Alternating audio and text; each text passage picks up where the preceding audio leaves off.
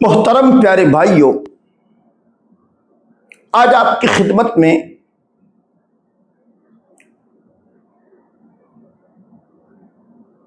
ایک ایسے حکمراں، ایک ایسے بادشاہ کا میں ذکر کرنے لگا ہوں جو ایک ایسا اسلامی سلطنت کا بادشاہ تھا جس کو دنیا محمود غزنوی کے نام سے جانتی ہے۔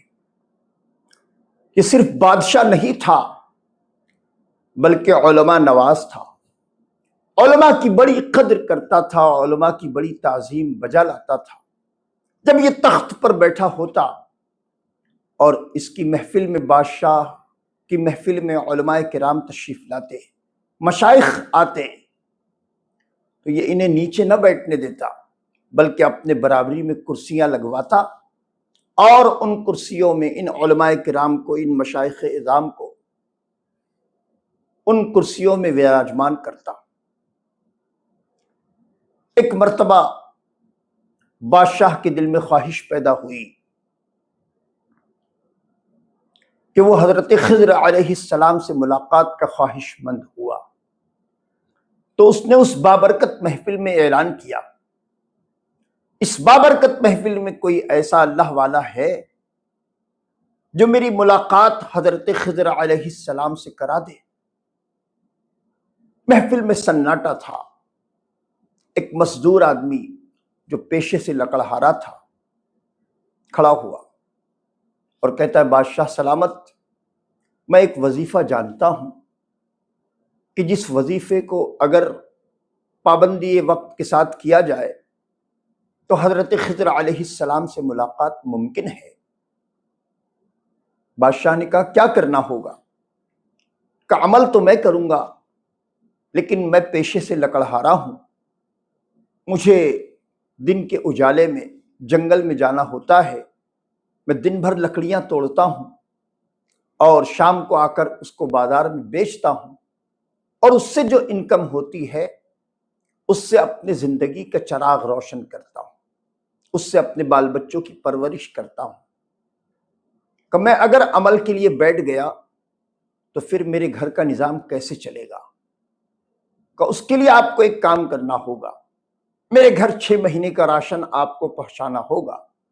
6 مہینے کا یہ وظیفہ ہے، میں اسے ساحل سمندر پر بیٹھ کر کروں گا، اور 6 مہینے بعد آپ سے حضرت خضر علیہ السلام سے ملاقات ہو جائے گی۔ بادشاہ نے کہا ٹھیک ہے۔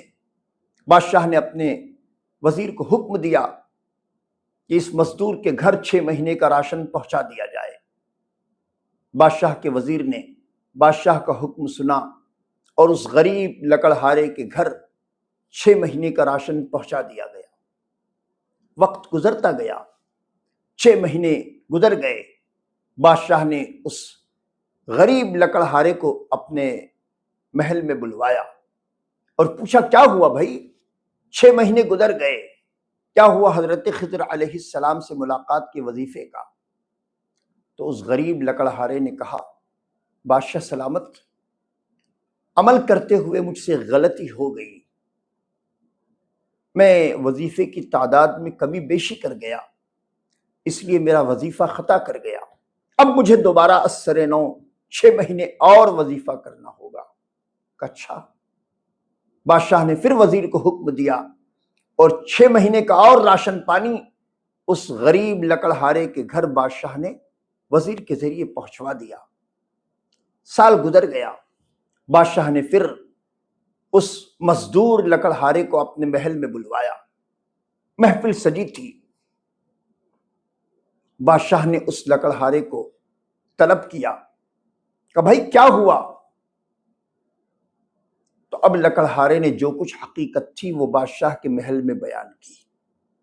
وہ لکڑہارا کہتا ہے، بادشاہ سلامت، میں تو ایک جھوٹا آدمی ہوں، میں نے آپ سے جھوٹ کہا ہے، مجھ سے اس عمر میں جنگل جا کر لکڑیاں توڑنا نہیں ہوتی تھی، اس لیے میں نے سوچا کہ آپ نے حضرت خضر علیہ السلام سے ملاقات کی خواہش کی ہے، کیوں نہ میں آپ سے جھوٹ کہہ کر 1 سال اپنے زندگی کے ایام اس طرح گزار لوں اور آپ 1 سال کا راشن میرے گھر بھجوا دیں۔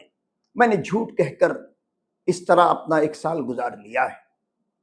بادشاہ نے اپنے سپاہیوں کو طلب کیا اور بادشاہ نے ایک سپاہی سے پوچھا، ایسے جھوٹے شخص کی کیا سزا ہے جس نے بادشاہ سے جھوٹ کہا ہو، بادشاہ کو دھوکہ دیا ہو؟ سپاہی کھڑا ہوا اور سپاہی کہتا ہے، بادشاہ سلامت، ایسے جھوٹے شخص کی گردن مار دینی چاہیے۔ سپاہی بیٹھ گیا۔ بادشاہ نے دوسرے سپاہی کو طلب کیا کہ ایسے جھوٹے شخص کے متعلق تم کیا کہنا چاہو گے؟ اس سپاہی نے کہا، بادشاہ سلامت، صرف اس کی گردن نہ ماری جائے، گردن مارنے سے یہ فوراً مر جائے گا، بہتر یہ ہے کہ اس کے پیچھے کتے چھوڑ دیے جائیں، کتے اسے دوڑاتے رہیں اور اس طرح یہ تڑپتا تڑپتا ہوا جان دے دے۔ بادشاہ نے اپنے دونوں سپاہیوں سے پوچھ لیا۔ اب باری آئی ایاز کی۔ بادشاہ نے ایاز کو طلب کیا کہ ایاز، تم اس جھوٹے شخص کے بارے میں کیا کہنا چاہو گے؟ تو ایاز نے کہا، بادشاہ سلامت، ایسے جھوٹے شخص کو جس نے آپ کو دھوکہ دیا ہے، اسے معاف کر دینا چاہیے۔ جیسے ہی بادشاہ کے بھرے محفل میں ایاز نے یہ کہا تو اسی محفل میں ایک نورانی شکل و صورت والے بزرگ موجود تھے۔ جب بادشاہ نے پہلے سپاہی سے پوچھا کہ ایسے جھوٹے شخص کے بارے میں تم کیا کہنا چاہو گے، تو بادشاہ کے اس سپاہی نے کہا، ایسے جھوٹے شخص کی گردن مار دینی چاہیے۔ اسی محفل میں ایک نورانی شکل و صورت والے بزرگ تھے۔ انہوں نے کہا، بادشاہ سلامت، آپ کا سپاہی سچ کہتا ہے، ایسے جھوٹے شخص کی سزا یہی ہے کہ اس کی گردن مار دینی چاہیے۔ بادشاہ نے جب دوسرے سپاہی سے پوچھا تو اس نے کہا کہ نہیں نہیں، اس کی گردن نہیں ماری جائے، بلکہ اس کے پیچھے کتے چھوڑ دیے جائیں تاکہ یہ تڑپتا تڑپتا ہوا اپنی جان دے دے۔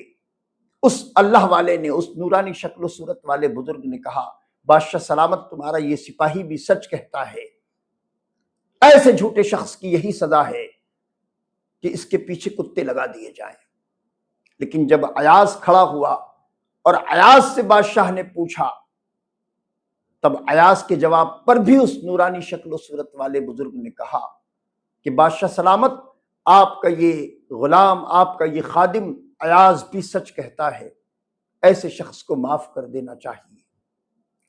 تب بادشاہ وقت نے اس اللہ والے سے، اس نورانی شکل و صورت والے بزرگ سے پوچھا، اے نورانی شکل و صورت والے، آخر ایسا کیوں؟ پہلے سپاہی نے کہا ایسے جھوٹے شخص کی گردن مار دینی چاہیے تو تم نے کہا یہ سپاہی سچ کہتا ہے۔ دوسرے سپاہی نے کہا ایسے جھوٹے شخص کی سزا یہ نہیں کہ اس کی صرف گردن ماری جائے، اس سے یہ فوراً مر جائے گا، بہتر یہ ہے کہ اس کے پیچھے کتے چھوڑے جائیں۔ تب بھی تم نے کہا کہ یہ سچ کہتا ہے۔ اور باری جب ایاز کی آئی اور ایاز نے کہا ایسے جھوٹے شخص کو معاف کر دینا چاہیے، تب بھی تم کہتے ہو کہ آپ کا ایاز بالکل سچ کہتا ہے، یہ کیا معاملہ ہے؟ تب اس نورانی شکل و صورت والے بزرگ نے حقیقت سے پردہ اٹھایا کہ بادشاہ سلامت، آپ نے جب اپنے پہلے سپاہی سے پوچھا کہ ایسے جھوٹے شخص کی سزا کیا ہے، تو آپ کے پہلے سپاہی نے کہا کہ ایسے جھوٹے شخص کی گردن مار دینی چاہیے۔ بادشاہ سلامت، آپ کا وہ سپاہی قصاب برادری سے اس کا تعلق ہے، اور قصاب لوگ آئے دن جانوروں کی گردن مارتے ہیں، اسی لیے اس نے اسی مناسبت سے کہا کہ ایسے جھوٹے شخص کی گردن مار دینی چاہیے۔ جب آپ نے اپنے دوسرے سپاہی سے پوچھا کہ ایسے جھوٹے شخص کے بارے میں تم کیا کہنا چاہو گے، تو تمہارے اس سپاہی نے کہا ایسے جھوٹے شخص کی صرف گردن نہ ماری جائے، گردن مارنے سے وہ فوراً مر جائے گا، بلکہ بہتر یہ ہے کہ ایسے جھوٹے شخص کے پیچھے کتے لگا دیے جائیں۔ بادشاہ سلامت، وہ شخص بادشاہوں کے کتے نہلانے کا کام کرتا ہے، اسی لیے اس نے اسی مناسبت سے کہا کہ ایسے جھوٹے شخص کے پیچھے کتے لگا دینے چاہیے۔ لیکن جب آپ نے اپنے ایاز سے پوچھا کہ ایاز ایسے جھوٹے شخص کی سزا کیا ہونی چاہیے، تو ایاز ایک آل رسول ہے، اور آل رسول کا شیوا تو یہ ہے، آل رسول کا انداز زندگی تو یہ ہے کہ وہ اپنے دشمنوں کو بھی معاف کر دیا کرتے ہیں، کیونکہ اللہ تبارک و تعالی معافی کو پسند فرماتا ہے۔ اسی لیے ایاز نے کہا بادشاہ سلامت ایسے جھوٹے شخص نے اگر آپ سے جھوٹ کہا ہے تو آپ کے وقار میں کوئی کمی نہیں آئی، آپ کا وقار مجروح نہیں ہوا، بلکہ آپ کی شان بلند و بالا ہوئی۔ آپ ایسے شخص کو معاف کر دیں گے، اور آپ نے اس کے گھر 1 ماہ کا راشن نہیں 1 سال کا راشن بھجوایا ہے، تو آپ کے خزانے میں کوئی کمی نہیں آئی، بلکہ اللہ تبارک و تعالیٰ اپنے خزانے سے آپ کو بے انتہا عطا فرما رہا ہے اور عطا فرمائے گا۔ بہتر یہ ہے ایسے شخص کو معاف کر دینا چاہیے۔ اس نورانی شکل و صورت والے بزرگ نے جب یہ بات بیان کر دی تو بادشاہ نے ایاز کے متعلق جب یہ سنا کہ وہ آل رسول ہے، بادشاہ اپنے تخت سے کھڑا ہوا اور روتا ہوا کہتا ہے ایاز، تم نے آج تک یہ حقیقت مجھ سے کیوں چھپائی کہ تم آل رسول ہو؟ تم نے مجھے بتایا کیوں نہیں؟ تو ایاز روتے ہوئے کہنے لگا بادشاہ سلامت، میں خدمت کے جذبے کے تحت آپ کے محل میں آیا تھا، آپ کے پاس آیا تھا تاکہ آپ بادشاہ وقت ہیں، علماء نواز ہیں، علماء کی قدر کرتے ہیں، علماء کی تعظیم بجا لاتے ہیں، میں اسی خدمت کے جذبے کے تحت آپ کے محل میں آیا تھا۔ میں اگر بتا دیتا کہ میں آل رسول ہوں تو آپ شاید مجھ سے یہ خدمت نہ لیتے، اس لیے میں نے آل رسول ہونے کے معاملات آپ سے چھپا لیے۔ لیکن اس اللہ والے نے، اس نورانی شکل و صورت والے بزرگ نے جب یہ میرا راز مجھ پر آپ پر ظاہر کر دیا ہے تو اے بادشاہ وقت سنیے، اس نورانی شکل و صورت والے بزرگ نے جب میرا راز ظاہر کر دیا تو ایاز پر بھی لازم آتا ہے کہ اس نورانی شکل و صورت والے بزرگ کا بھی راز تم پر ظاہر کر دے۔ اے بادشاہ وقت سنو، آپ نے جس غریب کے گھر 1 سال راشن بھجوایا، آپ کی خواہش یہ تھی کہ آپ حضرت خضر علیہ السلام سے ملاقات کر لیں۔ یہ نورانی شکل و صورت والے بزرگ کوئی اور نہیں، حضرت خضر ہی ہے۔ محترم پیارے بھائیوں، دیکھا آپ نے اللہ تبارک و تعالی علماء کی قدر کرنے والوں، مشائخ کا ادب و احترام کرنے والوں اور سادات کی تعظیم بجا لانے والوں کو ایسا صلہ دیتا ہے کہ حضرت خضر علیہ السلام جیسے نبیوں کو بھی ان کی محفل کی زینت بنا دیا کرتا ہے۔ محترم پیارے بھائیوں، آپ کی خدمت میں عرض کرتا ہوں، علماء کی قدر کیجئے، مشائخ کا ادب و احترام کیجئے، اور بالخصوص اعلیٰ حضرت فاضل بریلوی رحمت اللہ تعالی علیہ کی تعلیمات کو فالو کیجئے کہ اعلیٰ حضرت کی سب سے پہلے تعلیم یہ ہے کہ سادات کا ادب کیجئے، سادات سے نہ الجھیں، سادات کی بے عزتی نہ کیجئے، سادات کو اپنے سر کا تاج بنائیے، سادات کی عزت کیجئے۔